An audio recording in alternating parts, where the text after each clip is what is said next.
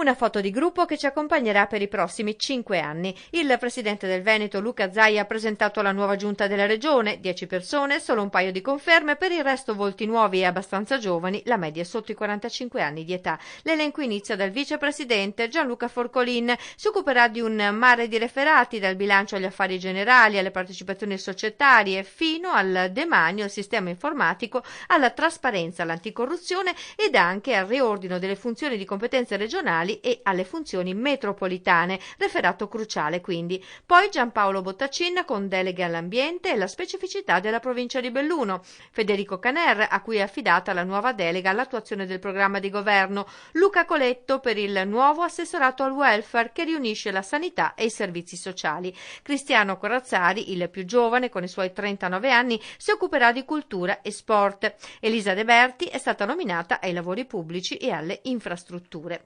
Elena Donazzan, altra riconferma, rimane all'istruzione e al lavoro. Manuela Lanzarin si occuperà di no profit e flussi migratori. Roberto Marcato è il nuovo assessore al commercio e Giuseppe Pani invece ottiene i referati di agricoltura e pesca. Cercheremo di continuare il lavoro impostato pur sapendo che non siamo usciti dalla crisi, ha detto Luca Zaia presentando la squadra. Nessuno deve pensare a gettare la spugna e a fare per 5 anni il curatore fallimentare del Veneto. Parole che misurano le difficoltà operative del nuovo esecutivo che metterà al primo posto tra gli impegni proprio il lavoro.